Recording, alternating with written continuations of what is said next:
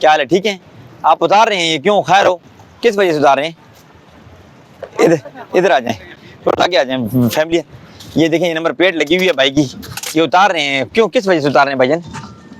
Requirements आपकी ऐसे requirement हमारी है इस तरह की। आपके पास ओरिजिनल अवेलेबल है? दिखाएं जरा बुक। गाड़ी में गाड़ी उनके पास देखें, बस पड़ी है, इनको पता लग गया है। और भाई उतार रहे हैं कि नहीं, पता नहीं, वो अभी आया है ना, बहुत सारी गाड़ियों को लगी है। हाँ अभी वो आया है, उसने बताया तो हम इसी वजह से। हाँ, अब ये बता दिया, इन्फॉर्म किया आपको कि भाई इसके ऊपर जुर्माना है, इन्फॉर्म किया आपको ना, बिल्कुल, हाँ। तो ये आपने उतार ली, ठीक है, अच्छी बात। अब जेनवन वाली लगाएंगे आप, जी जी और टेंट भी आप उतार रहे हैं। बिल्कुल। और क्या कहा है कि भाई आगे गाड़ी चेक नहीं होगी कि जुर्माना होगा, क्या बात उन्होंने किया? देगा अगर जुर्माना होगा उस पर। हाँ, जुर्माना होगा, ठीक है, इसका फाइन भी है।